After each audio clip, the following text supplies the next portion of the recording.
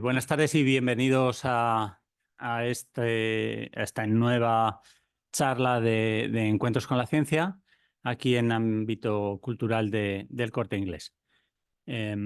Como siempre, les doy las gracias por venir. Es evidente que se pueden hacer muchas cosas en Zaragoza, pero algunos jueves por la tarde se pueden hacer pocas mejores que estar aquí oyendo a los científicos que seleccionamos para que les cuenten a ustedes qué están haciendo. Científicos, humanistas, aquí somos lo de la ciencia en general, nos lo tomamos de una manera abierta. Y hoy traemos a una científica que ha hecho su trabajo en una ciencia joven. Pero bueno, a eso, si acaso, vamos luego. Agradecer a Ámbito Cultural del Corte Inglés, como siempre, que nos permita utilizar el espacio para hacer divulgación científica, a los que organizamos este cotarro desde hace ya 22 años y un poquito más. El Colegio de Químicos, la Real Sociedad Española de Física, me voy a dejar gente en la Facultad de Ciencias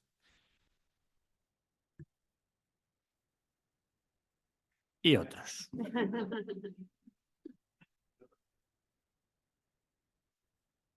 Cuando uno invita a alguien a hacer divulgación científica, a veces se está un poco, se puede estar inseguro, porque aunque traigas a alguien que hace ciencia muy bien, si no, ¿para qué vas a traer a nadie?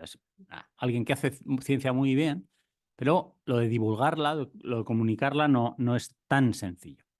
Bueno, pues yo hoy estoy muy tranquilo, porque Mamen Horno Cheliz hace divulgación muy bien. Se lo aseguro y lo van a comprobar ustedes enseguida. Mamen Horno es profesora titular de la Universidad de Zaragoza, profesora de lingüística de la Universidad de Zaragoza, licenciada en Filología Hispánica y doctora en Filología Hispánica también. Y además, así como para pasar un poco el rato, aprovechó también para sacar una licenciatura en Psicología más recientemente. Es miembro del grupo de referencia del Gobierno de Aragón de investigación en psicolingüística que se llama SILEX, que es un nombre muy bonito, porque uno piensa en SILEX y dice, una piedra. No, viene de psi y de lex, de léxico. Muy bien, muy bien. Muy bonito. Claro, claro. Además, es miembro del Instituto de Patrimonio y Humanidades de la Universidad de Zaragoza y, porque debía tener muchos ratos libres, es también vicedecana de Innovación Docente de la Facultad de Filosofía y Letras. ¿Ya estáis en el edificio nuevo? Qué bien, qué bonito. Mamen ha escrito varias obras de divulgación. Hace un tiempo escribió un libro que se llama Lo que la preposición esconde, que me parece un título precioso, y mucho más recientemente ha escrito otro que les invito a encargar o comprar cuando ustedes quieran, que se llama Un cerebro lleno de palabras y que ha tenido una acogida estupenda, porque merece mucho la pena, se lo aseguro. Mamen es organizadora del seminario Zaragoza Lingüística y se le puede encontrar muy fácil en la web, en YouTube, si uno busca charlas excelentes de lingüística. Escribe deliciosas columnas en Letras Libres y en Archiletras, unos artículos que también merecen mucho la pena y por eso ya les digo que valdría la pena, o sea, yo ya estaría seguro de que nos va a dar hoy una charla que estará muy, muy bien. Pero es que además es compañera en Researchers desde hace ya unos cuantos años y todos hemos disfrutado de sus monólogos y de lo finos que son y de lo bien que dejan el mensaje. Así que traer a Mamen Horno hoy era un valor seguro, tanto por los contenidos como por la forma, por el léxico, la composición y el lenguaje. Yo les recomiendo vivamente el libro y seguro que tampoco hacía falta, que una vez que oigan a Mamen van a decir el libro tiene que estar muy bien, porque bueno, ustedes lo van a ver por sí mismos enseguida. Muchas gracias por estar con nosotros, Mamen, y el tiempo es tuyo. Bueno, pues muchas gracias, Fernando, por esta presentación que, como siempre, uno cuando le presentan así, pues tiene que bajar las expectativas después, ¿no? Y decir, bueno, es que somos amigos. ¿Sí? ¿Así? Sí. Perfecto. Quiero darle las gracias a... Le doy al punto. No sé.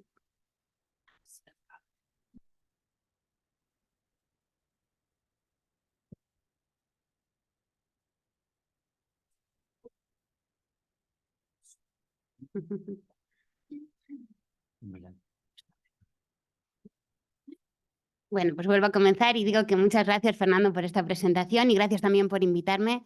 La verdad es que me hizo mucha ilusión la invitación, primero porque era de un compañero de Researchers. Os tengo que decir que los Researchers somos una familia y nos acompañamos mucho. Una prueba de ello es que hay varios aquí, hay bastantes researcheros por la sala, ¿no? Somos una familia, así que si te llama un Researcher, si te llama Fernando, pues vas.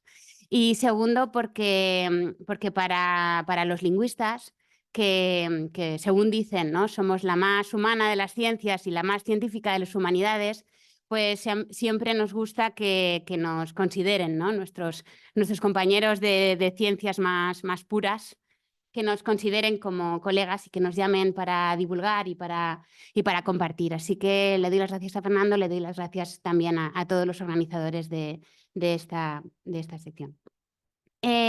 Lo que os vengo aquí a contar hoy es cómo procesamos las palabras en el cerebro y le he puesto ese subtítulo de la salud y en la enfermedad porque desde que nacemos hasta que nos despedimos de este mundo, si todo va bien, pues lo hacemos con un cerebro lleno de palabras y entonces vamos a hablar tanto de los momentos normales, de nuestra vida cotidiana, como también en aquellos momentos en los que la palabra no te llega a la conciencia, ¿no? Y estás buscando esa palabra y la palabra no llega. Y bueno, las causas pueden ser múltiples y vamos a hablar un poquito también de ellas al final de esta charla. De hecho, este es el menú que he preparado para hoy. Espero que os guste. Voy a hacer primero una pequeña introducción en la que centre un poco el tema. Quiero que hablemos de las palabras como un elemento biológico, como un organismo, como un órgano biológico, porque está en nuestro cerebro y por lo tanto lo procesan nuestras neuronas y es un elemento cognitivo, y también como un elemento cultural que habla mucho de cómo somos y de cómo transmitimos la información de padres a hijos y cómo funciona nuestra cultura. Y por lo tanto aparecen los diccionarios, ¿no? Con los diccionarios como ese tesoro donde se guardan las palabras de una generación a otra. Una vez que haya introducido un poco de qué vamos a hablar, pues pasaré a contaros las cosas que sabemos sobre cómo es el lexicón mental en nuestro cerebro, cómo se procesan las palabras en nuestro cerebro y sobre todo, lo que más me importa, cómo sabemos lo que sabemos, ¿no? Qué es lo que hacemos en el laboratorio de psicolingüística y cuáles son las pruebas que hacemos para saberlo. Pasaremos a ver cómo las palabras median en todos nuestros procesos cognitivos básicos, como es la atención, la memoria, pero también las emociones. Veremos cómo a través de estas palabras podemos mediar un poco en todos estos procesos y ahora sí llegaremos a los momentos en los que esa palabra no llega y veremos a ver cuáles son las principales causas de eso y si todo va bien llegaremos entonces a buen puerto con las conclusiones. Así que bueno, empezamos por la introducción y yo he querido empezar diciendo que muchas veces nos encontramos en los periódicos titulares como los que tenéis en la diapositiva. No veo porque yo ya he llegado a una edad en la que lo pequeñito no lo veo, y así que me voy a volver de vez en cuando, ¿sí?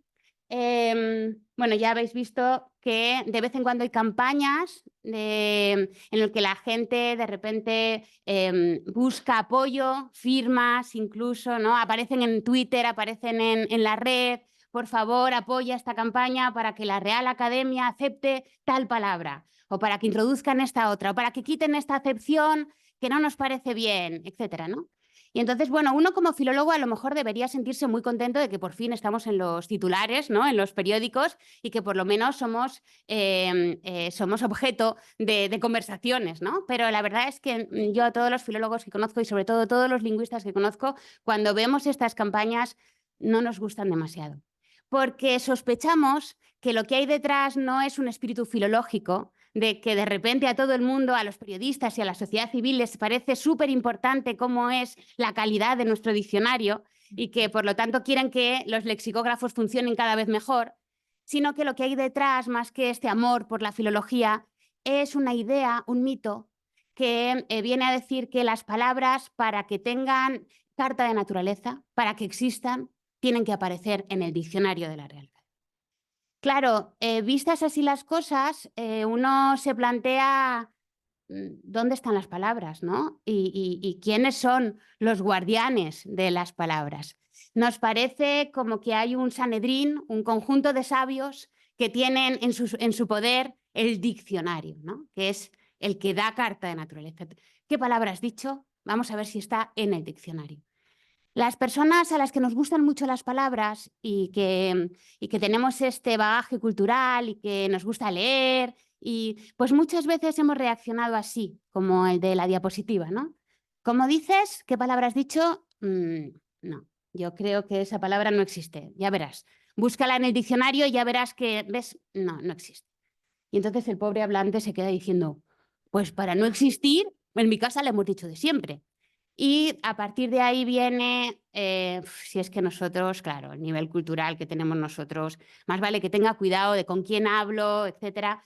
Y eso está, digamos que está bastante extendido, hasta el punto de que cuando, hola, ¿qué tal? ¿Cómo estás? ¿Cómo te llamas? ¿A qué te dedicas? Pues soy Mamen y soy lingüista. Uy, con lo mal que yo hablo, ¿no? Esta es una reacción bastante habitual, porque tenemos este mito de que las palabras que podemos usar son las palabras que están en ese diccionario, y que a pesar de que ahora lo llevamos en el bolso, porque el diccionario de la academia está en el teléfono, pues tampoco vamos a estar todo el rato mirando a ver si esta palabra está o no está, pues es un agobio, ¿no? La idea que tenemos los lingüistas es que si las palabras son importantes, si son verdaderamente importantes, es porque colonizan nuestro cerebro y porque nos hacen entender la realidad, porque median en nuestras emociones y porque nos ayudan a focalizar la atención en determinados aspectos, ¿no? Entonces, si esto es lo que hacen las palabras en nuestro cerebro, las palabras son nuestras, nuestras de los hablantes, no nuestras de los filólogos, nuestras de los hablantes. Somos los hablantes los que damos carta de naturaleza a las palabras, las comunidades lingüísticas, las que decidimos si la palabra existe o no existe y cuál es la acepción que tiene esa palabra. En ese sentido, yo siempre relaciono estas palabras, que como decía al principio son objetos de la naturaleza, son objetos cognitivos, pero objetos de la naturaleza, con, por ejemplo, las flores de un jardín. Yo voy paseando por un jardín, me encuentro una flor que nunca jamás he visto y digo, qué flor tan rara. Voy a mi libro de botánica y abro el libro de botánica y no está. Y yo no voy a la flor y le digo, flor, tú no existes, porque no estás en mi libro de botánica, ¿verdad que no? Lo normal es que piense, uy, este libro de botánica le falta alguna cosita, se podría mejorar. Bueno, pues yo os invito a que empecemos a pensar en las palabras de una manera un poquito más científica. Si las palabras son usadas por la comunidad, si la comunidad utiliza esa palabra y esa palabra le sirve para entender el mundo, para transmitir sus emociones o sus conocimientos, esa palabra existe. Y si en el diccionario no está, el problema es del diccionario, no es de la palabra. Así, la próxima vez que a todos nosotros que nos gustan mucho las palabras y nos gusta la cultura y nos gusta leer, escuchamos a alguien utilizar una palabra que no nos suena de nada, a lo mejor la reacción podría ser esta, ¿no? ¿Cómo has dicho? Anda, qué interesante. No conocía esa palabra y dices qué significa qué y resulta que lo decís en vuestro barrio, en vuestro pueblo, en tu casa. ¿Desde cuándo? Mira a ver si está en el... Ah, no está en el diccionario. ¿Qué te parece si hablamos con el de Twitter del diccionario de la Real Academia y le decimos, oye, podrías añadirla porque resulta que se dice en tal pueblo y significa tal cosa, ¿no? Claro, es una interpretación de lo que son las palabras y de lo que somos los lingüistas y de lo que son los diccionarios muy distinta. Es una versión, digamos, científica y no mitológica de lo que son las palabras. Fijaos que la opción anterior era una opción muy mitológica porque poníamos fuera de nuestros cerebros, en esos diccionarios sagrados, la verdad de las palabras, mientras que ahora reconocemos que son de naturaleza biocultural, como los seres humanos, que somos biología y cultura, exactamente igual. Así que, si os he convencido, espero que sí, porque no tengo más tiempo, ahora tengo que pasar ya a la segunda. Si os he convencido, las palabras no las vamos a buscar en los diccionarios o podemos buscarlas en los diccionarios para entender lo que pasa en nuestro cerebro, ¿de acuerdo? No para quedarnos ahí, sino para decir, ah, mira qué curioso, esta palabra la debe utilizar alguna comunidad y yo no la conocía. Vale, ¿dónde están las palabras y cómo las procesamos? En un principio, los primeros lingüistas que empezaron a hacerse esa pregunta de dónde están las palabras en el cerebro y cómo están organizadas, pues pensaban más bien en un listado, ¿verdad? Estaba la sintaxis, que era como lo serio, ¿no? Lo interesante, lo computacional, lo que nos acerca a los físicos. Y luego estaba el léxico porécico, pues que era pues eso, pues un conjunto de palabras que tienes ahí, que tienes que usar y ya está, ¿no? Y nos lo imaginábamos como un listado, no sé si ordenado alfabéticamente, pero un listado sin más. Pero desde los años 80 conocemos, gracias a investigadoras como Aitchison en 1987 con su libro Words in the Mind, sabemos que las palabras en nuestro cerebro están organizadas de una forma de red, ¿no? De una forma relacional. ¿Qué quiere decir esto? ¿Cómo es esto de que organizamos las palabras en redes dentro del cerebro? Lo que queremos decir es que las neuronas que procesan nuestras palabras son neuronas que están relacionadas entre ellas. De tal forma que cuando yo proceso una determinada palabra, pues me resulta más fácil procesar aquellas que están cerca, ¿de acuerdo? Y que tienen cierta relación. Y esta cierta relación puede ser tanto a nivel semántico como a nivel fonético, tanto por qué es lo que dicen las palabras como cómo suenan las palabras, ¿no? Volvemos, como siempre, al maestro, ¿no? Al maestro ginebrino, a Saussure.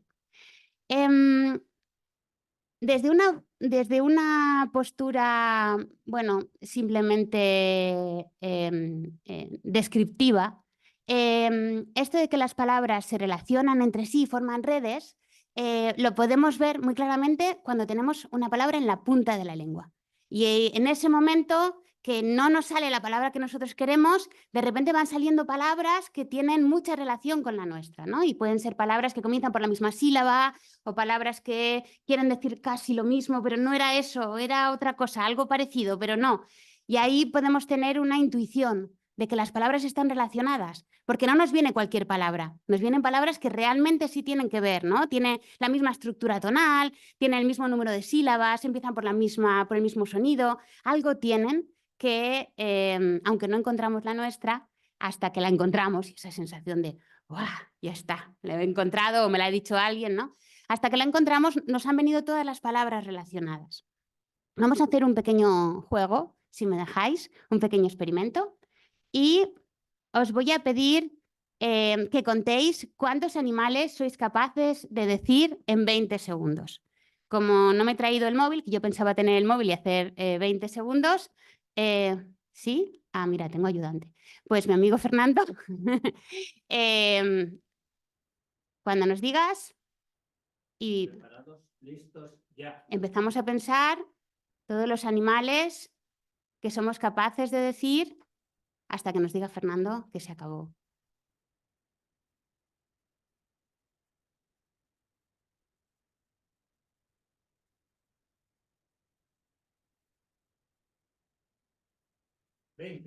Muy bien. Ahora vamos a hacer lo mismo con palabras, con cualquier palabra. No hace falta que sea animal, no os voy a poner ninguna restricción semántica, pero lo importante es que no tienen que tener que ver unas con otras. Es decir, si yo digo, yo pienso, por ejemplo, en silla, no me vale nada que esté alrededor de la silla, ni nada que acabe en illa, ni nada que empiece por S, es decir, tiene que ser cocodrilo. Y si pienso en cocodrilo, luego tiene que ser una palabra que no tenga nada que ver con cocodrilo, ¿de acuerdo? Y volvemos a tener 20 segundos. Listos, ya.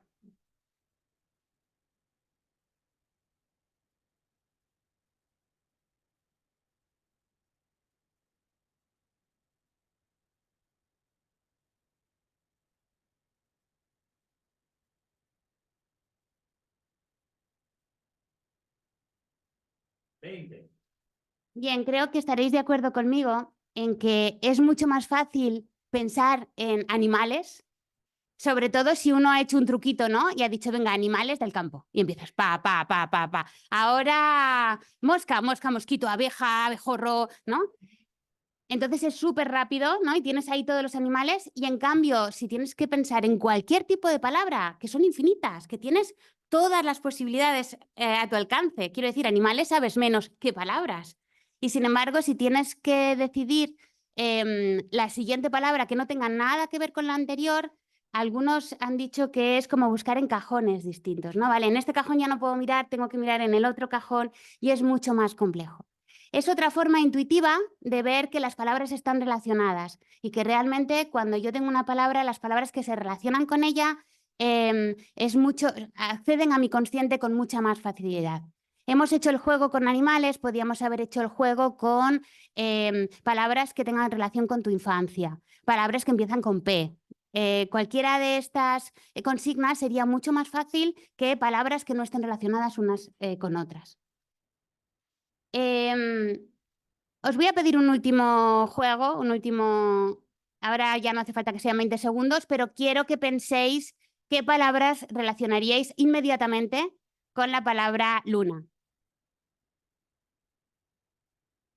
Palabras relacionadas inmediatamente con la palabra luna.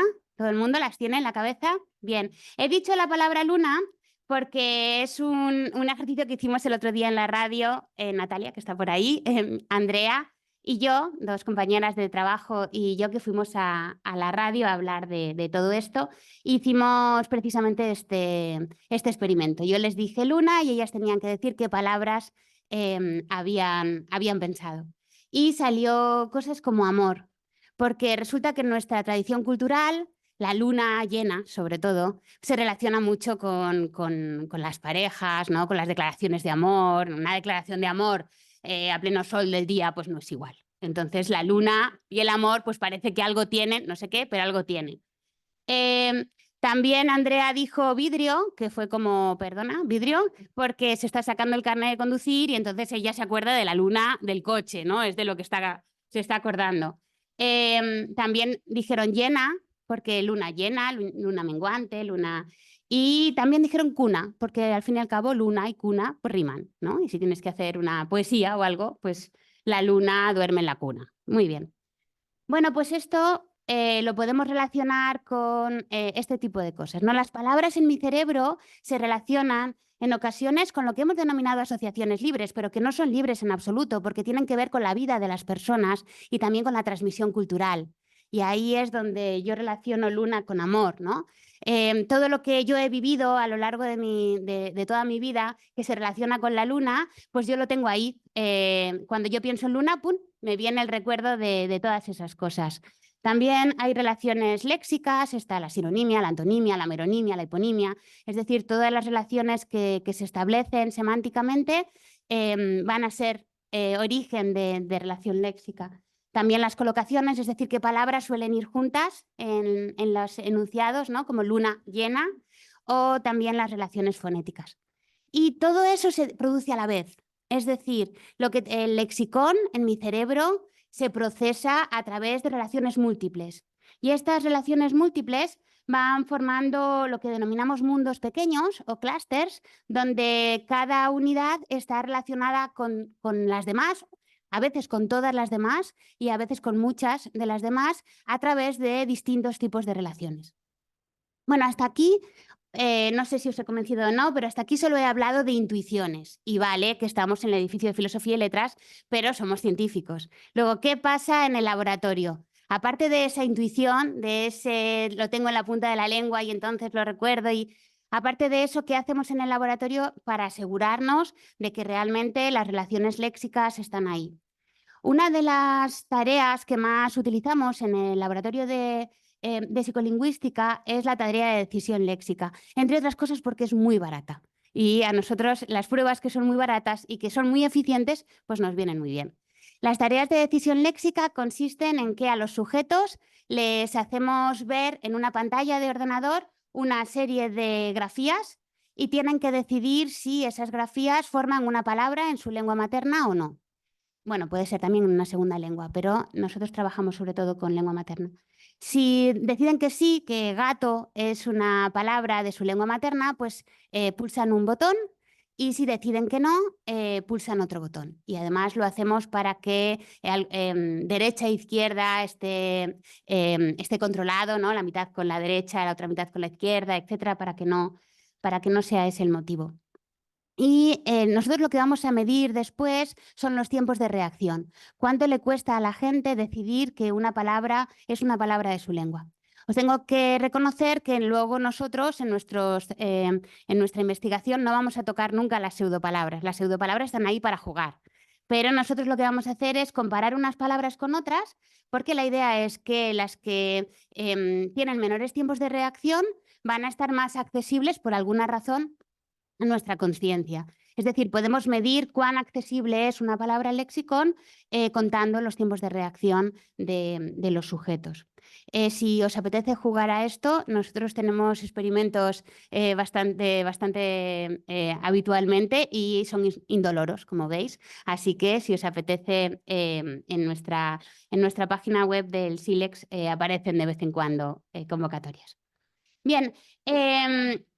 Lo que hemos encontrado en estos 40 o 50 años de trabajos de psicolingüística, de acceso léxico, es que las unidades léxicas... esto, sí, perdonad.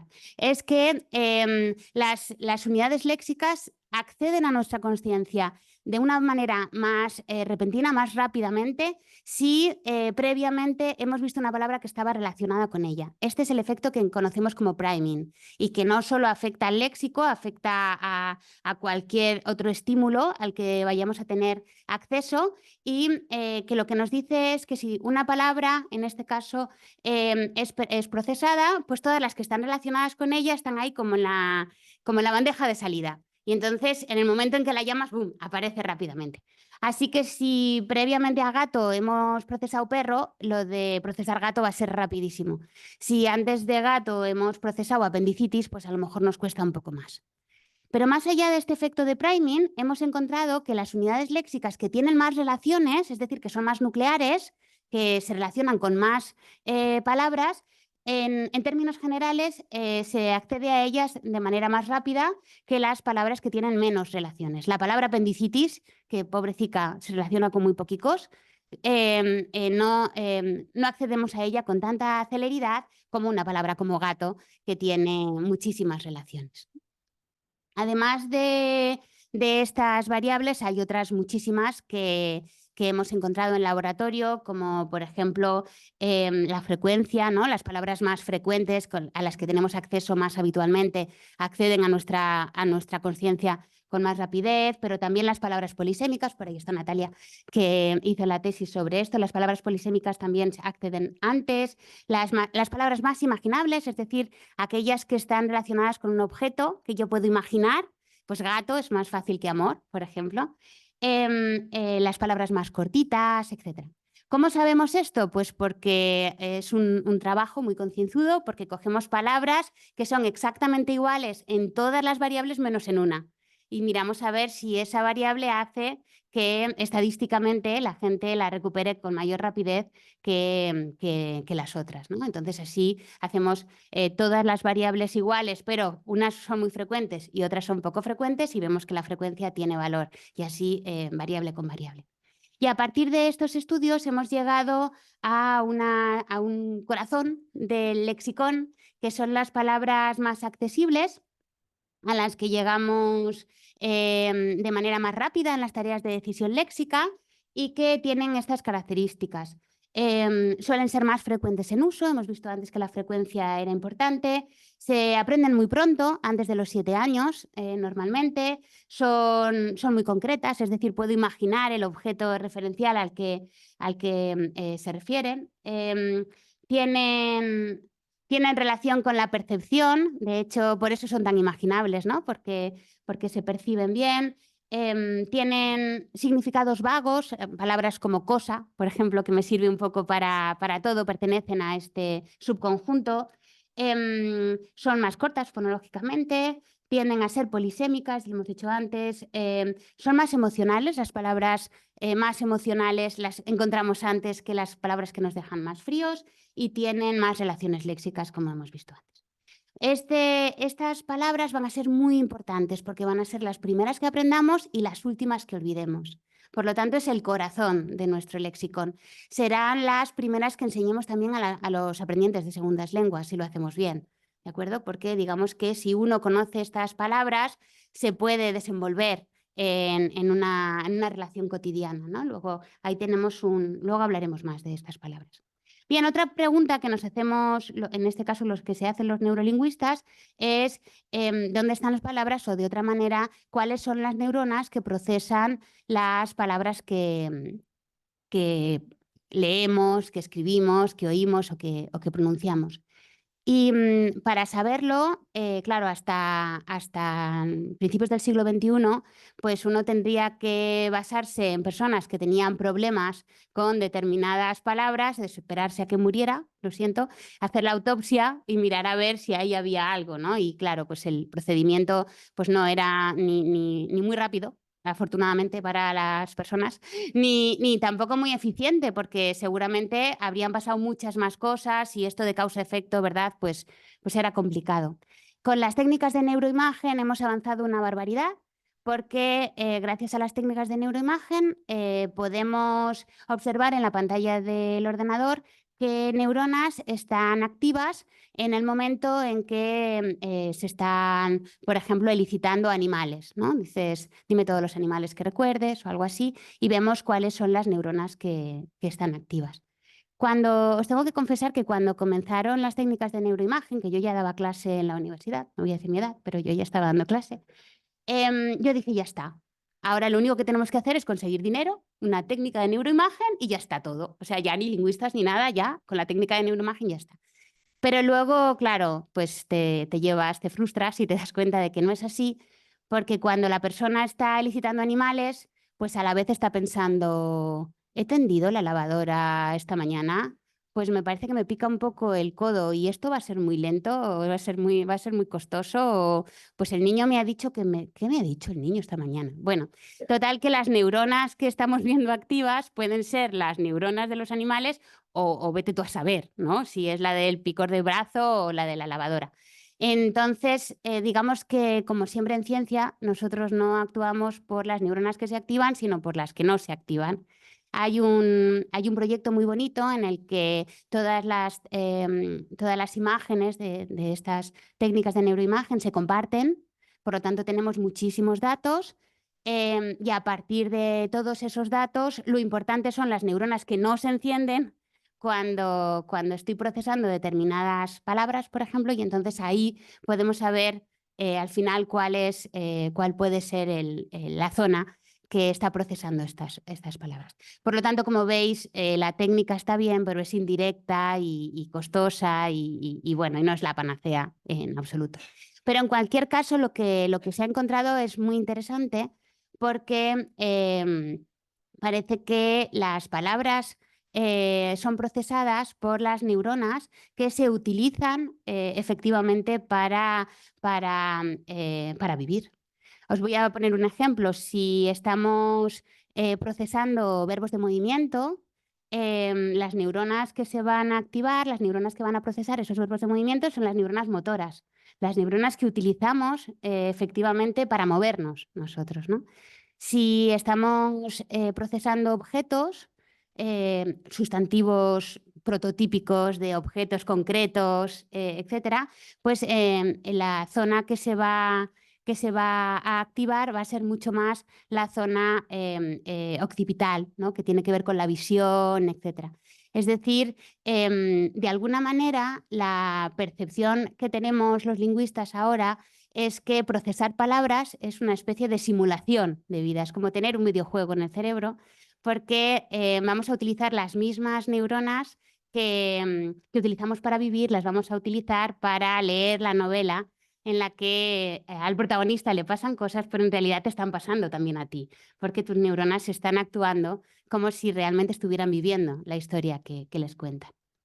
En resumen, como hemos visto hasta aquí, el lexicón mental es el conjunto de palabras que tenemos almacenadas en el cerebro, por todo el cerebro además. Tiene forma de red, de tal forma que lo más importante de todo van a ser estas relaciones que se establecen entre las palabras. Y en esta red léxica hay algunas palabras que son más nucleares, que están mejor relacionadas, y hay otras que son más marginales, ¿no? Bueno, pues, ¿qué pasa con los hablantes multilingües? ¿Cuántos lexicones mentales puedo tener?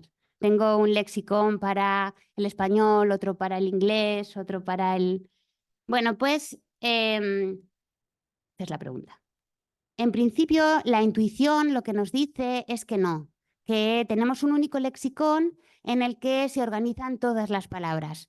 Entre otras cosas, porque cuando nuestro interlocutor es bilingüe, igual que nosotros, si compartimos las mismas lenguas con nuestro interlocutor, pues en muchas ocasiones podemos cambiar de una lengua a otra sin problema, ¿no? O podemos, que es lo que se llama code switching, o podemos simplemente, esta palabra no me sale en español, pues la digo en catalán, porque los dos entendemos las dos lenguas, ¿no? O estos fenómenos en los que la otra lengua aparece y desaparece, parece que nos está diciendo, pues yo creo que están en el mismo lexicón, porque como que no me voy a otro lexicón.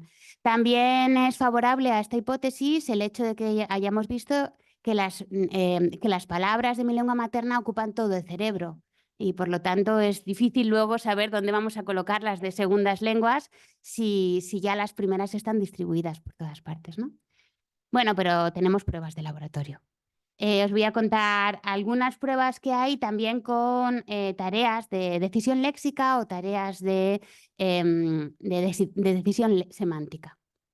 La primera prueba que os he traído es la existencia de cognados. Los cognados son aquellas palabras que comparten una forma fonética o ortográfica de una manera bastante exacta, pueden ser exactamente la misma palabra o parecerse mucho, y luego tienen el mismo significado. Bueno, pues estas palabras hemos encontrado que son muy fáciles de aprender, tienen mucha resistencia al olvido y tienen una gran facilidad de acceso léxico. Y esto lo que nos lleva es a que tienen más relaciones, ¿no? a que las relaciones son más consistentes. Luego parece que las relaciones que se establecen entre las dos lenguas están ayudando a que estas palabras sean palabras más relacionadas, ¿no? Por lo tanto, todo parece indicar que las relaciones léxicas no se dan solo entre la misma lengua, sino que se dan también entre lenguas distintas. Otra prueba tiene que ver con con los vecinos ortográficos. Cuando nosotros tenemos que hacer una prueba de laboratorio con una palabra en concreto, los vecinos ortográficos, que son las palabras que se escriben casi igual, ¿no? Y que están alrededor, pero que significan cosas muy variopintas, pues tienen dos efectos. Cuando le pedimos al sujeto simplemente que reconozca si eso es una palabra o no, el hecho de que tenga muchos vecinos ortográficos va a ser una ventaja. Es decir, gato se reconoce muy rápido porque está pato, está rato, entonces tienen como un aire de familia, como, oye, esto no hace falta que lo lea del todo, esto me suena a español, ¿no? Esta T, me suena a español. Mientras que apendicitis, pues uno tiene que como que reconocerlo a él solo porque no tiene aire de familia, ¿no? De palabra española. Y esa es una ventaja de acceso léxico. Sin embargo, si lo que le preguntamos al sujeto es qué significado tiene esta palabra y le ponemos gato y le ponemos animal o periodo de tiempo o animal acuático, animal terrestre o hermano, pues ahí ya tenemos más problema porque está gato, está tato, está rato, está pato y entonces tienes como que fijarte más a ver cuál era exactamente. Entonces ahí los vecinos ortográficos ralentizan un poco la tarea. Sin embargo, tú ves apendicitis y dices, está clarísimo que apendicitis significa esto, ¿no? Ahí va rápido. Bien, pues en este efecto que hemos encontrado de una forma muy sólida en el laboratorio, da igual a qué lengua pertenezca. Ese aire de familia resulta que es un aire de familia de tu lexicón, ¿no? No es de tu lengua española, que podríamos pensar al principio, sino que a ti te parece una palabra porque las palabras que tú tienes ahí se parecen a esa. O a ti te cuesta saber qué significa porque tienes vecinos ortográficos, aunque sea de otras lenguas. Por lo tanto, todo parece indicar que tenemos un único lexicón en el que se relacionan palabras de todo tipo. Esto también lo que quiere decir es que tenemos todas las lenguas que conocemos están activas todo el tiempo y bueno, sobre todo si tenemos una gran competencia en la lengua, ¿no? Bueno, si de pequeño te dieron un poquito de inglés y ya nunca más, pues seguramente eso te va a influir poco, ¿no? Pero si vives en un entorno bilingüe y estás todo el rato utilizando las dos lenguas, pues ahí las dos lenguas van a estar activas todo el tiempo. Incluso aunque el experimento sea monolingüe y tú le digas, piensa en tu lengua materna y hazlo todo en tu lengua materna, pues ahí te aparece la segunda lengua igual, ¿no? Y esta doble activación se da en todas las lenguas, con independencia de que sean lenguas muy diferentes, de que sean de culturas muy distintas, incluso de ortografías muy distintas, o, por supuesto, incluso con lengua de signos, porque las lenguas de signos son lenguas exactamente igual que las lenguas orales. La única diferencia está en que mis neuronas motoras, en vez de lanzar órdenes a mi aparato fonador, lanzan órdenes a mis extremidades superiores. Pero todo lo demás, la fonética, la fonología, la morfología, la sintaxis, el léxico, es exactamente igual, tiene la misma estructura que las lenguas orales. Y entonces en el léxicon mental también se organizan las palabras de las lenguas de signos exactamente igual. Y además la influencia se da de manera bidireccional, tanto mi primera lengua sobre la segunda como mi segunda como la primera. Así que tenemos solo un léxicon en el que se organiza todas las palabras, ahí se integran todas. Me podríais decir, qué raro que aparezcan todas ahí, yo por qué no hablo todo mezclado, etcétera. Pues porque tenemos un control atencional y yo decido qué palabras utilizo y qué palabras no. Y eso lo hago si sé inglés y quiero hablar en español, pero también lo hago si estoy hablando con mi familia y utilizo las palabras familiares, o estoy hablando con el catedrático y utilizo las palabras de catedralicias, ¿no? Las palabras que utilizo cuando hablo con los catedráticos. Entonces, yo constantemente estoy decidiendo qué palabras utilizo, no solo cuando cambio de lengua, también cuando cambio de registro y también cuando cambio de lugar. Si estoy hablando con una persona americana, por ejemplo, pues no sé vosotros, pero yo tiendo a no utilizar coger, porque me da como cosa, ¿no? Porque a mí me da igual, pero a él yo sé que no, y entonces es como, y voy a agarrar el autobús y, ¿no? Entonces, bueno, pues esto que hacemos con nuestra propia lengua es lo que hacemos también si tenemos varias lenguas, ¿no? Y tenemos una buena competencia. Vale. Esto va a ser muy interesante porque fijaos que hablar, por lo tanto, también implica un control atencional, ¿no? Tenemos que atender a qué palabras estamos utilizando. Creo que está por ahí Sara. Sara está haciendo una tesis sobre personas que han tenido un ictus cerebral, luego hablaremos un poquito de eso, y como consecuencia de ese ictus han tenido problemas de acceso léxico. Y se encontró con el caso de, luego si tenéis dudas sobre esta señora, ella, pero se encontró con el caso de una señora que era bilingüe y bueno, llevaba muchos años viviendo en Estados Unidos, ella era española, su marido de hecho no sabía español, que yo digo también le vale, bueno, no voy a entrar ahí, pero ella hablaba siempre en inglés con su marido y siempre en español con su familia española, y cuando tuvo el ictus, pues de repente empezó a mezclar las dos lenguas, perdió el control atencional y no sabía cuándo estaba hablando en inglés. Ella no es consciente de cuándo habla en inglés y de cuándo habla en español. Llevaba a las enfermeras locas, como os podéis imaginar, y su marido está aprendiendo español ahora. Pero ese control atencional es un control atencional que también está mediado biológicamente y que también se puede estropear si tenemos un problema como ha tenido esta señora. Vale. Cuando lleguemos a este tipo de problemas, a los ictus y a la demencia y a todas estas cosas que llegaremos al final de la charla, quiero que, no en la vida, sino en la charla, quiero que recordéis, que un lexicón rico es un lexicón que salvaguarda las palabras, porque las palabras que están mejor relacionadas, si recordáis, lo he dicho al principio, son las más resistentes al olvido, ¿no? Y las más resistentes al daño. Por lo tanto, si tenemos un lexicón muy rico, si tenemos muchas palabras y están muy bien relacionadas, ese lexicón va a ser un lexicón mucho más resistente. Pero es que además un lexicón con muchas relaciones, con muchos nudos, con muchas palabras, también hace que accedamos a las palabras de una manera más rápida. Y por lo tanto que seamos mejores oradores, que en el fondo es lo que queremos ser todos, ¿no? Que estemos hablando y que te vengan todas las palabras a la conciencia y que no estés ahí pensando en qué es lo que tienes que decir, sino que todo fluya, ¿no?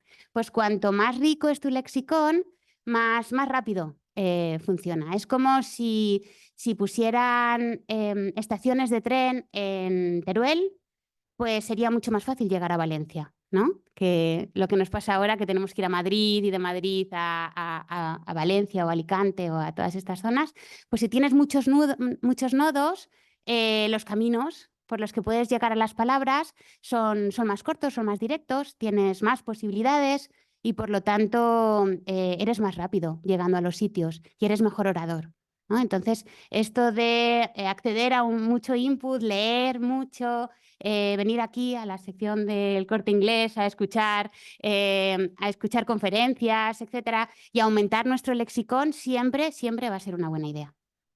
Bueno, ¿y hasta cuándo podemos aprender palabras? ¿Hay un periodo crítico? Pues no, podemos aprender palabras toda la vida, así que aquí no hay excusa y con independencia de que sean palabras en nuestro idioma o palabras en otro idioma, tenemos toda la vida para llenar ese lexicón que, como digo, va a ser muy interesante tanto para los procesos de pérdida como para simplemente ser buenos oradores. Vale, pasamos al siguiente. Vamos a ver cómo las palabras se relacionan con los procesos cognitivos y fundamentalmente, pues eso, con el pensamiento, cómo pensamos a través de las palabras, cómo atendemos a unas cosas u a otras y cómo median en nuestras emociones.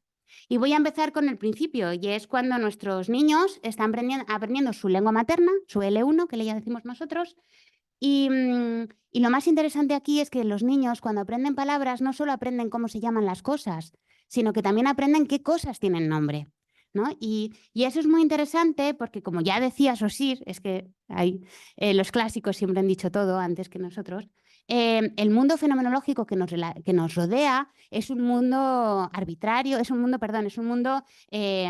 gradual, donde no hay nada que te diga yo soy un color verde, yo soy azul, ¿no? Pues las gamas de colores están ahí, son graduales, dependen, entre otras cosas, ¿no?, de las características del objeto y tal, pero entre otras cosas de la incidencia, del ángulo de incidencia de la luz sobre el objeto y por lo tanto los límites los ponemos cognitivamente nosotros. pero nuestra especie necesita los límites. Es como los niños pequeños que necesitan límites, pues nuestra especie también. Necesitamos diferenciar, distinguir, categorizar para entender las cosas. Cuando tenemos palabras que diferencian unas cosas de otras, entendemos mucho mejor los detalles. Podemos encontrar los grises que nos dicen, no, no todo es blanco o negro, existen los grises, pero para eso tienes que tener esa palabra que te diga gris, para tener esa posibilidad de ver ese detalle, esa sutileza, ¿no? Por lo tanto, si lo de ahí fuera es gradual, hay alguna cosita que nos ayuda, como que si yo agarro de aquí, pues se va todo, ¿no? Entonces esto se merece un nombre.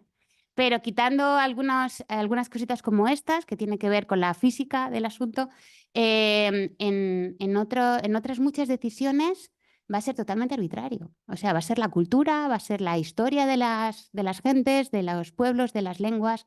El hecho de que la mano y el brazo tengan el mismo nombre o tengan nombres distintos, pues va a depender un poco de la casualidad histórica.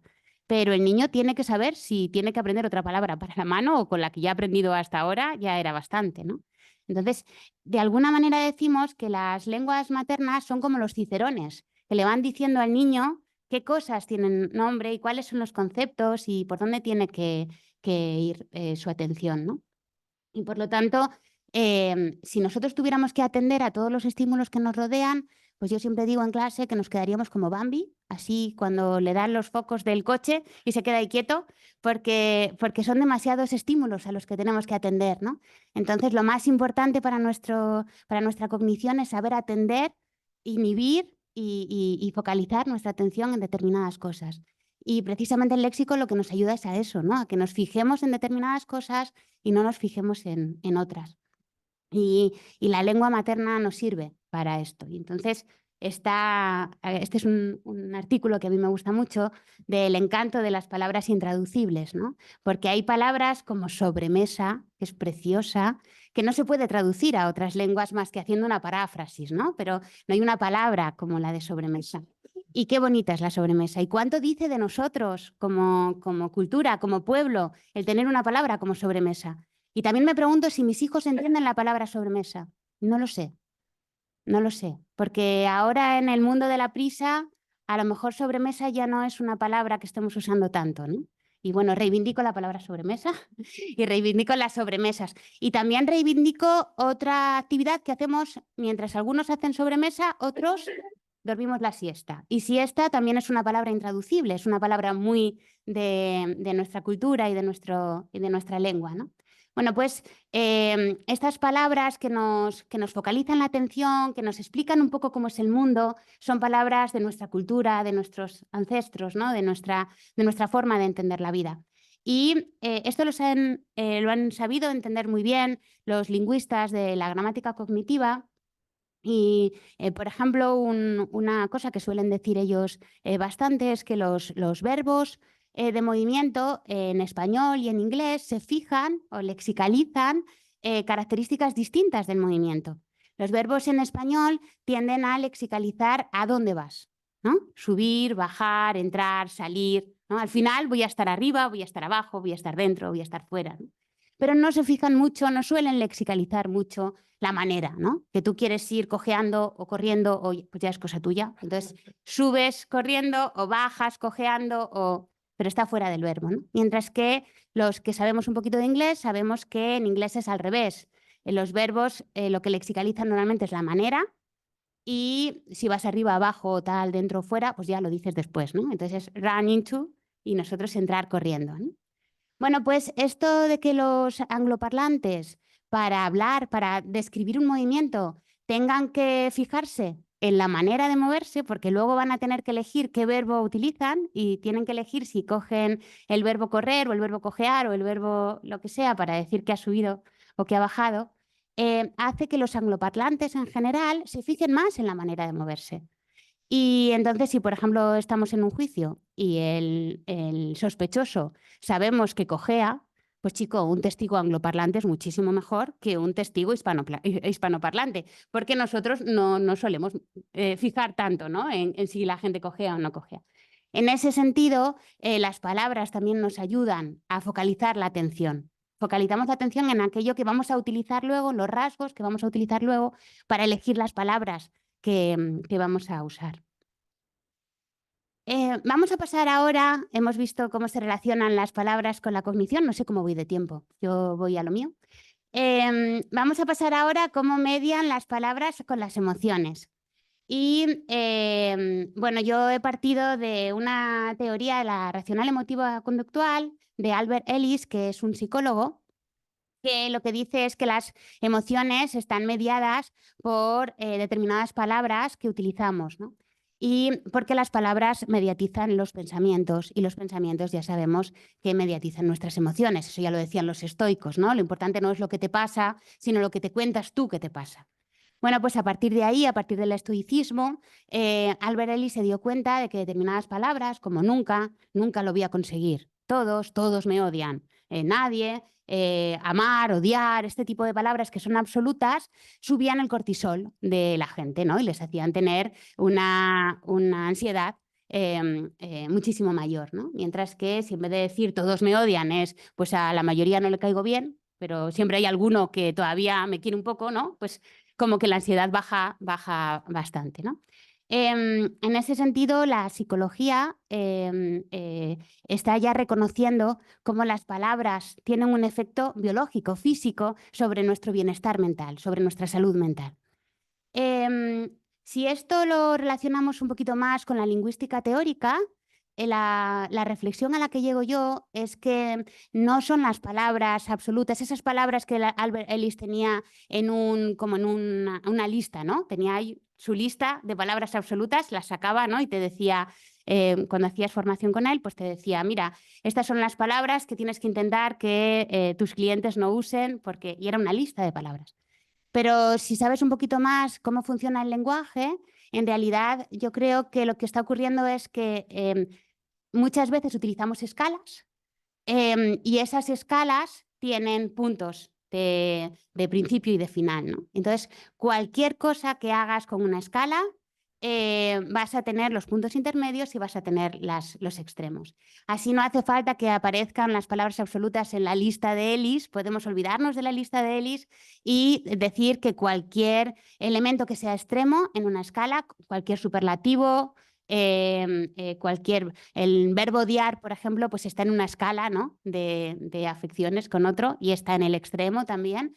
Entonces, cualquier palabra que aparezca en un extremo, por la razón que sea, porque sea un adjetivo superlativo, porque sea un verbo que forma parte de un campo semántico o por lo que sea, va a tener consecuencias para nuestra salud mental, para nuestra ansiedad. Esto con la lingüística formal. La lingüística cognitiva... En la lingüística cognitiva lo que han puesto encima de la mesa es que nuestras emociones están mediadas también con las metáforas que utilizamos para entender el mundo. El mundo es muy complejo y aunque nos dicen que somos homo sapiens sapiens, es regulero. Los términos abstractos nos resultan muy difíciles. Para entender lo abstracto lo que hacemos es concretizarlo y llevarlo a un terreno que conozcamos más. Y entonces en ese terreno que es concreto y que es vivido, es experiencial, pues ya podemos entender mejor las cosas. Cuando vino la pandemia del COVID, pues estábamos todos que no sabíamos muy bien qué es lo que había venido ni cómo lo podíamos entender. Y entonces las metáforas que utilizamos, que fundamentalmente fueron metáforas de guerra, que son las que utilizamos también para las enfermedades en general, para el cáncer en particular, pues nos explicaron un poco qué era esto del COVID, ¿no? El COVID o la situación de pandemia era una situación de guerra. Entonces, entre todos íbamos a ganar la batalla o nos teníamos que proteger, ese tipo de cosas, ¿no?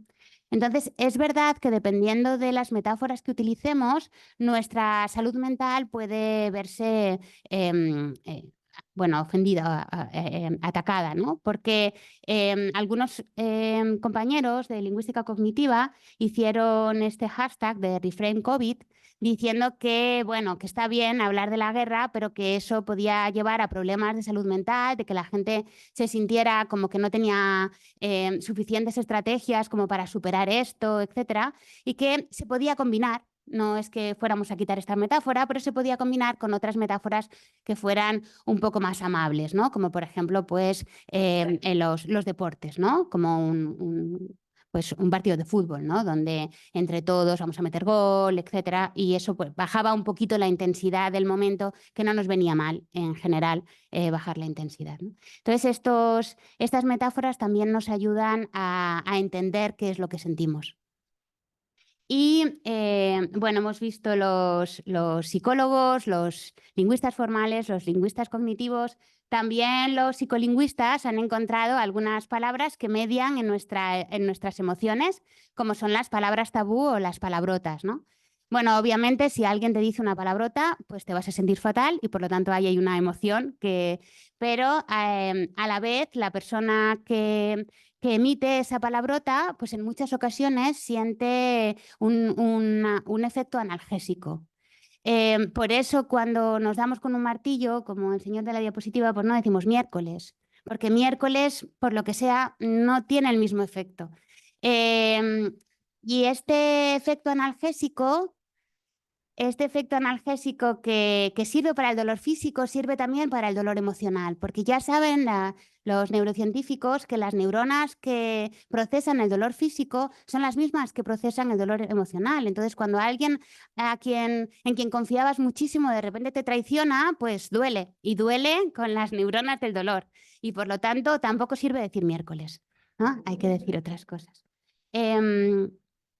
Y por último, estamos hablando todo el rato de las emociones, de las palabras que utilizamos cuando hablamos con nosotros mismos, cuando nos explicamos el mundo a partir de metáforas o a partir de palabras absolutas, etc. Pero todo eso se puede aplicar también a las conversaciones que tenemos con el otro. Entonces, no es... digamos que no es muy sensato utilizar todas estas palabras absolutas, las metáforas que hemos visto que son tan dañinas para hablar con nosotros mismos cuando hablamos con los demás, ¿no? Entonces, si realmente queremos llegar a conclusiones, a buenas conclusiones a través de la conversación, es importante que esas conversaciones estén como sosegadas, que nos dejemos de exageraciones, de esos elementos extremos, ¿no? de las escalas, porque seguramente no es lo que está pasando, no es ni siquiera lo que pensamos, ¿no? Entonces, bueno, como desahogo a veces viene bien, ¿no? Es como las palabras tabú, pero todo esto se puede aplicar también, ¿no? A la conversación con el otro. Y bueno, no sé cómo voy de tiempo, pero ¿cuánto queda? Bueno, pues voy mal. Hemos llegado al último apartado, cuando las palabras no acuden a la llamada, ¿no? Y cuando no acuden, ¿qué puede pasar? Pues hay veces que hay razones puramente léxicas. Es decir, pues que nuestro lexicón no está demasiado bien. Por ejemplo, cuando estamos aprendiendo una lengua y la palabra no llega, pues es que tienes que estudiar más, porque esa palabra no está bien en el lexicón. Hay otras veces que son motivos emocionales. Esto de me has dejado sin palabras es de verdad. O sea, cuando la emoción te embarga, hay muchas veces que no puedes hablar, ¿no? Otras veces son motivos biológicos, neuronales, ¿no? Porque ahí o bien ha habido un deterioro cognitivo por la edad, o bien ha habido una demencia o ha habido una fase. Y de esto voy a hablar muy rápido. Bien, como digo, las que son puramente léxicas tienen que ver en segundas lenguas con la frecuencia del input y con las redes léxicas, así que si tenéis problemas de acceso léxico en una segunda lengua, pues a leer, a ver películas en inglés o en la lengua que sea, y no queda otra, ¿no? Hacer que el input aumente y cuanto mayor sea el lexicón, pues más rápido será el acceso. Eso ya lo sabéis. Si tenéis muchas más palabras, pues vais a conseguir acceder mucho más rápido. Cuidado también con los migrantes de larga duración que dejan de utilizar su lengua materna, porque aunque parece que la lengua materna no se puede olvidar, si nunca accedes a tu lengua materna, pues al final esto como se decía, ¿no? Y esa palabra en tu lengua materna no te llega. Y ahí puede haber problemas de tipo emocional, porque no es lo mismo que no te salga la palabra en inglés, que dices, bueno, pues ¿qué se le va a hacer? Que no te salga tu palabra con la que hablabas tú con tu abuela, ¿no? Y eso puede ser un poquito más complicado. Entonces yo, bueno, si hay alguien por ahí del Cervantes, por favor que cuiden a nuestros profesores de español por el mundo y que les hagan tener una buena relación con su lengua materna, ¿no? Que les paguen de vez en cuando viajecitos a vuelta de casa o lo que sea, o conferencias. Pero es importante cuidar incluso también la lengua materna si dejas de usarla en tu día a día. En cuanto a las cuestiones emocionales que os he dicho antes, que a veces te quedas sin palabras, en ocasiones tenemos mutismo selectivo en niños. Niños que en casa hablaban perfectamente, que no pasaba nada, empiezan el cole y de repente no hablan, ¿no? ¿Y qué pasa? ¿Es que es tímido? ¿Es que es...? Bueno, dadle un mes. Si durante un mes se le cura, pues ya está, es que era tímido, pero si en un mes sigue sin hablar, sería mejor que lo pusierais en manos de un psicólogo que tuviera conocimiento sobre los problemas de ansiedad en los niños. En muchas ocasiones es un problema de ansiedad y hay que atacar ese problema de ansiedad porque es un problema grave de salud mental. Normalmente los niños acaban hablando, quiero decir que aunque no haya una intervención, normalmente los niños lo superan, pero los problemas de ansiedad no. Son adultos que tienen problemas de ansiedad ya bastante perpetuos, ¿no? Entonces, no es tanto el problema de si hablan o no hablan, sino por qué no están hablando y qué está pasando ahí con la ansiedad, ¿no? Y bueno, hay que recordar que para tener ansiedad no tienes que tener motivos. La ansiedad es una cosa que tiene su vida propia y entonces hay que atacarla. Bueno, las personas que estamos, las mujeres que estamos en la perimenopausia, pues a veces tenemos una niebla mental, que no te salen las palabras, que tú sabes perfectamente lo que quieres decir, pero que como que no te está saliendo. Entonces estás todo el rato, ¿esto cómo se llamaba? ¿Esto cómo decía yo? Esto, bueno, pues es una cuestión hormonal, no pasa nada, es parte de la vida y bueno, pero hay que tenerlo en cuenta, ¿no? Que muchas veces dices, uy, esta niebla, pues chica, pues que estás en este momento de la vida y ya está, no pasa nada. Y también no pasa nada si cuando tenemos ya una cierta edad, pues nos cuesta un poquito más acceder al léxico, algunas palabras del léxico. Sobre todo porque con la edad lo que estamos perdiendo es mielina, ¿no? Y la mielina es lo que hace que las conexiones nerviosas vayan más rápido. Es como que en vez de ir en AVE, pues ahora vamos en talgo, ¿no? Y bueno, pues llegaremos pero más lento. Y esto también es absolutamente normal. Yo creo que hay que aceptar determinadas etapas de la vida, pues ya está, vas más lento, pues igual que tampoco haces las marcas que hacías cuando corrías antes en las maratones, ¿no? Pues tampoco vamos tan rápido. Pero no hay que pensar ni que estamos ante una demencia ni nada por el estilo. Pues es un deterioro cognitivo habitual de la edad y ya está. No es habitual de la edad y sí que habría que ponerse en manos de un especialista si tenemos una anomia, o bien porque hemos tenido un traumatismo craneoencefálico, es un tráfico, ¿no? Un accidente de tráfico, no llevábamos el casco y tenemos ahí un problema, o hemos tenido un ictus y entonces tenemos problemas de acceso léxico, o bien estamos comenzando con un periodo de demencia. En estos casos sí que, claro, hay que ponerse en manos de un especialista porque estamos ante un proceso de anomia, ¿no? Y los procesos de anomia son procesos que un terapeuta puede acompañar. Hay una diferencia fundamental entre los traumatismos craneoencefálicos y los ictus por un lado y la demencia por otro. El objetivo de la terapia en los dos primeros casos es revertir, no siempre se puede, pero en ocasiones sí, revertir el daño y por lo tanto que el acceso léxico después vuelva a ser el que era, mientras que la demencia lo que queremos es ralentizar el proceso, ¿no? Ir más lento en ese proceso de pérdida del léxico. Una de las pruebas básicas para saber cómo va el lexicón de las personas es la denominación de objetos. Llevamos ya muchas décadas utilizándolo. Ahora, en vez de utilizar dibujos, pues Sara utiliza fotos que son más naturalistas y no nos dan ese problema de ¿será que no entiende el dibujo o que no le sale la palabra?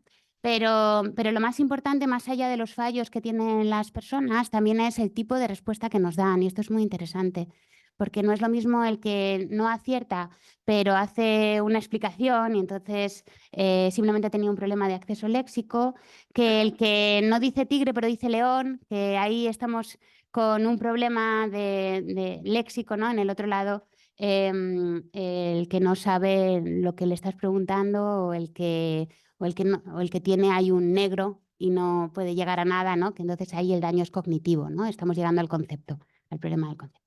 Y la última pregunta que quería hacerme es si todas las enfermedades neurodegenerativas afectan igual.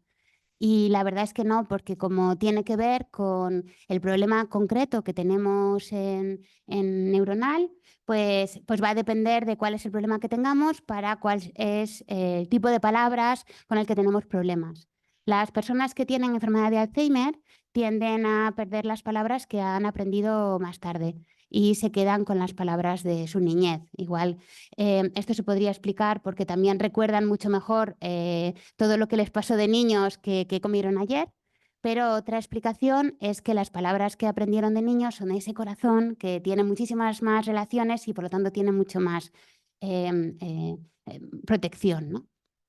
Sin embargo, los enfermos de Parkinson, que como sabéis tienen problemas también motores, pues las primeras palabras que pierden son las palabras que tienen que ver con el movimiento. Y nos vuelve otra vez a llevar a que las palabras se procesan con aquellas neuronas que utilizamos para vivir. Bueno, pues creo que he llegado a las conclusiones y la conclusión es un poco el resumen de todo lo que he dicho.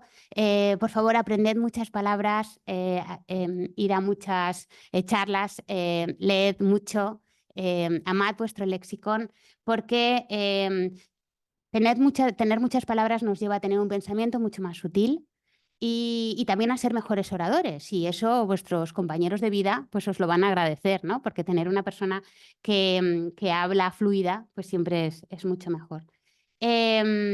Las neuronas que utilizamos para procesar las palabras son las mismas neuronas que utilizamos para vivir, así que seguid leyendo ficción porque viviréis muchas vidas, ¿no? A través de las palabras. Y las palabras que eliges para hablarte a ti mismo y para hablar a los demás tienen consecuencia, ¿no? en lo que sientes, en lo que piensas, en lo que consigues, ¿no? Con el otro. Por lo tanto, controlas, por favor, lo que dices y cómo te hablas a ti mismo y controlarás también cómo te sientes.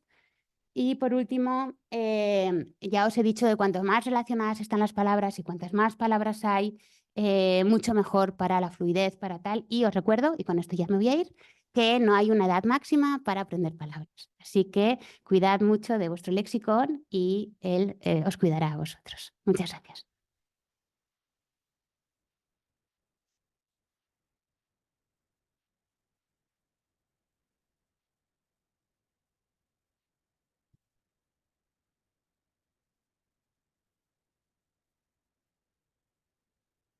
Gracias, Mamen.